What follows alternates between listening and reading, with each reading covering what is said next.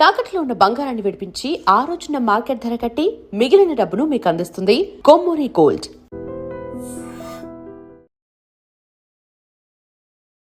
నమస్కారం, welcome to I dream. ధర్మ మార్గం విత్ విజిత కార్యక్రమానికి స్వాగతం.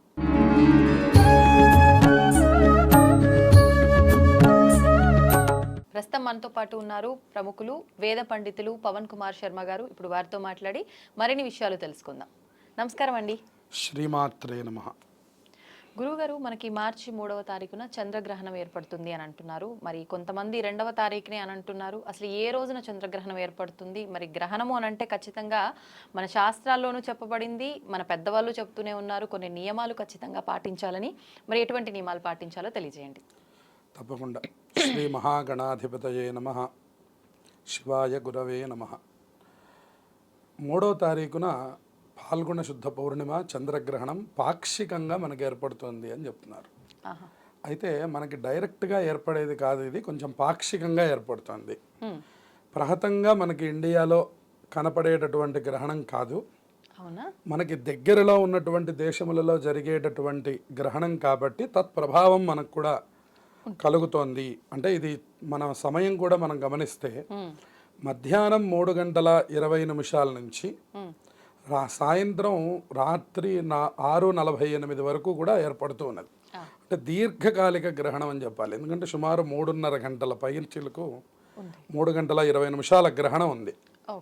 అయితే ఇది మనకి సహజంగా మన దగ్గర ఏర్పడితే మనకి రాత్రి కాలంలో చంద్రదర్శనం జరగడం, రాత్రి వేళల్లో గ్రహణం ఏర్పడడం అనేటటువంటిది మనకు కనపడుతూ ఉంటుంది.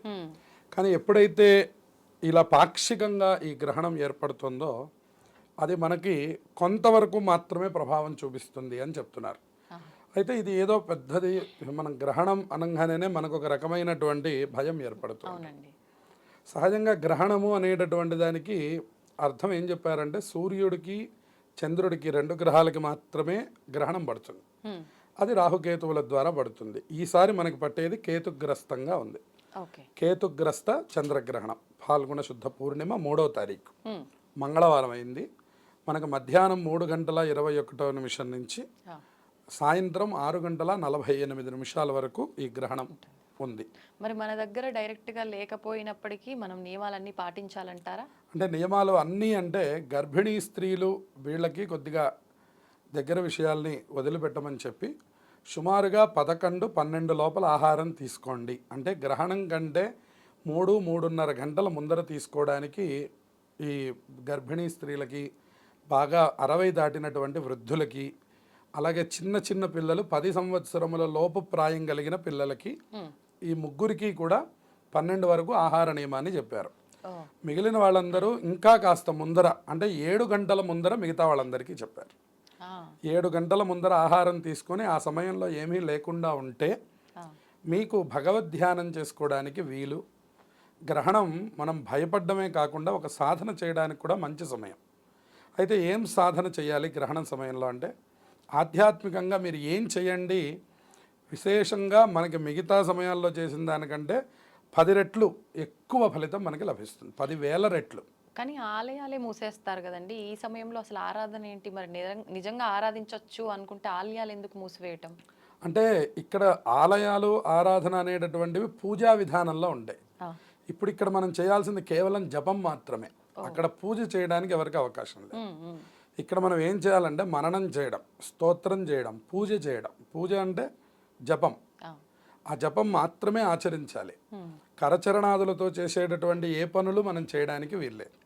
అంటే మన దేవాలయంలో మనకి జపం అనే పాత్ర తక్కువగా ఉండి అర్చనాది కైంకర్యములు ఎక్కువగా ఉంటాయి. అందువల్ల దేవతలకి తత్ప్రభావాలు ఎక్కడ పడకుండా, గ్రహణ దృష్టి పడకుండా ఉండడం కోసం దేవాలయాల్ని మూసివేస్తారు. వేసి వాటిని కూడా దర్భాదులు వేసి వాటిని మళ్ళీ తెల్లవారి ప్రక్షాళన చేసుకొని తదుపరి కార్యక్రమాలు కొనసాగిస్తారు. ఇంట్లో కూడా మనం మన యొక్క నిత్య సంభారాల మీద కూడా మనం దర్భ వేసుకుంటాం, గరిక అవి వేసుకొని వాటిని అట్లా శుద్ధిగా ఉంచినట్లయితే సర్ప ప్రభావం పడదు అని. అయితే ఈ కేతువు కానీ రాహు కానీ ఆ సమయంలో విడిచిపెట్టేటటువంటి వాయువులకి విషవాయువులు అని పేరు. ఆ విషవాయువుల యొక్క ప్రభావం తినుబండారాల వేటి మీద పడకూడదు. ఓకే. అలాగే మన మనస్సుల మీద పడకూడదు, మన యొక్క రాశి మీద పడకూడదు, మన నక్షత్రం మీద పడకూడదు. దీని గురించనే పరిహార శాస్త్రం చెప్తూ ఉంటుంది. కొన్ని రాశుల వాళ్ళు పరిహారం చేసుకోవాలని, కొన్ని రాశుల వాళ్ళకి శుభం జరుగుతుందని. ఖచ్చితంగా ఈ శుభాశుభాల గురించి కూడా జ్యోతిష్య శాస్త్రం మాట్లాడుతుంది. అసలు అంటే ఏ రాశి వారికి ఇప్పుడు ఈ గ్రహణం ప్రభావితం అవుతుందంటారు? ప్రధానంగా ఇది పుబ్బా నక్షత్రంలో రావడం వల్ల సింహరాశి వాళ్ళకి ఇది ప్రధానమైనటువంటిదిగా ఉంటుంది. అట్లాగే కర్కాటక రాశి వాళ్ళకి, కుంభరాశి వాళ్ళకి, మీనరాశి వాళ్ళకి ఈ గ్రహణం అనేటటువంటిది ప్రధానమైనటువంటి దోషాన్ని చూపిస్తుంది. ఎప్పటి వరకు ఉంటుందండి ఈ దోషం? ఇది ఒక నెల రోజుల పాటు జరిగేటటువంటి ప్రకరణంలో ఉంటుంది. ఒక 3 మాసాలు ఉండే లక్షణం కూడా ఉంది అని చెప్తారు. నెల రోజుల నుంచి 3 మాసాల లోపు ఈ ప్రభావాలు లేకుండా ఉండడం కోసం మనం యథాశక్తి శాంతి జరిపించుకోవాలి. అంటే ఏం శాంతి అండి? ఎటువంటి అంటే గ్రహణం రోజున మనం వీలైనంత వరకు బయటికి వెళ్ళకపోవడం, మనం ఏదైతే సమయం సూచించామో ఆ సమయంలో మనం ఇంట్లోనే ఉండడం, అథవా ఏదైనా ఆఫీస్ రంగాల్లో ఎక్కడైనా ఉన్నవాళ్ళు ఆ లోపలగా ఉండడం. అంటే బహిఃప్రదేశంలో మన యొక్క ఉనికి లేకుండా ఉంటే చూసుకుంటే చాలు. అట్లాగే వీళ్ళు ఇంకా తర్వాత రోజున, అంటే ఇప్పుడు మనకి 3వ తారీఖు గ్రహణం ఏర్పడుతుంది. అంటే 4వ తారీఖు వీళ్ళు ఏం చేయాలి అంటే తలస్నానాన్ని ఆచరించి మొత్తం ఒక 5 వస్తువులను దానం చేయమని ఉంది. ఏం వస్తువులు? ఒకటి ఉలవలు, కేతువుకి సంబంధంగాను, చంద్రుడికి సంబంధించి బియ్యము, ఆవు నెయ్యి, అలాగే వెండివి సర్ప నాగబింబాలు. వెండి నాగబింబం, వెండిది చంద్రబింబం, ఉలవలు, బియ్యము, అలాగే వస్త్రం. ఈ 5 వస్త్రం అంటే తెల్ల వస్త్రం. ఈ 5 వస్తువుల్ని కూడా తీసుకొని వెళ్ళి గుళ్ళో బ్రాహ్మడికి గనక దానం చేసినట్లయితే గ్రహణ ప్రభావాలు తగ్గుతాయి అని చెప్తున్నారు. అలాగే ప్రధానంగా సింహరాశి వాళ్ళు, పుబ్బా నక్షత్రం వాళ్ళు ప్రధానంగా సింహరాశి వాళ్ళు, ఇక మక్క కానివ్వండి, అలాగే మనకి ఉత్తరా నక్షత్రం కూడా అందులో ఉంది. వీళ్ళు మాత్రం యథాశక్తి కొంత జపం చేయించుకోవడం లేదా రుద్రాభిషేకం చేయించుకోవడం ప్రధానంగా చెప్పదగినటువంటి సూచన. అలాగే గ్రహణం దగ్గర నుంచి 8వ స్థానం ప్రభావం పడుతుంది. అంటే ఇప్పుడు సింహరాశిలో మనకి గ్రహణం జరుగుతుందంటే 8వ స్థానం వచ్చేసరికి మీనరాశి వాళ్ళు. మీనరాశి వాళ్ళు 8వ స్థానం అవ్వడం వల్ల వాళ్ళకు కొద్దిగా ఆరోగ్యంలో చిన్న చిన్న సమస్యలు రావడం, చిన్న చిన్న ఆర్థిక సమస్యలు ఏర్పడుతూ ఉండడం, లేదా అనుకోని ఖర్చులు మీద పడడం లాంటి ప్రభావాలు ఈ రాశి వాళ్ళకి ఏర్పడతాయి. వాళ్ళు కూడా ఈ శాంతి ప్రభావాలన్నీ కూడా లేకుండా ఉండడం కోసం మనం చెప్పిన దాన ధర్మాలు చేయించుకోవడం, ఇంట్లోనే కుదిరితే రుద్రాభిషేకము కొంత చంద్రుడికి కేతువుకి యథాశక్తి జపం చేయించుకోవడం అనేది చెప్పదగినటువంటి సూచన. అలాగే కుంభరాశి వారికి 6వ స్థానం అయింది. కుంభరాశి వారికి ఎదురుకుండా ఉన్నటువంటి రాశి మనకి. కుంభరాశి వారి మీద కూడా ఈ చంద్ర కేతు యొక్క ప్రభావాలు పూర్తిగా పడటం జరుగుతుంది. వాళ్ళకేం జరుగుతుందంటే కుటుంబ వాతావరణంలో చిన్న చిన్న కలహాలు ఏర్పడుతూ ఉండడం, అలాగే అనుకున్నటువంటి పనులు ముందుకు సాగకపోవడం, ఖర్చు అనుకోనటువంటి దాంట్లో ఎక్కువ పెట్టడం, అనుకోకుండానే డబ్బులు చేజారిపోతూ ఉండడం లాంటి లక్షణాలు కుంభరాశి వారికి కనపడుతూ ఉంటాయి.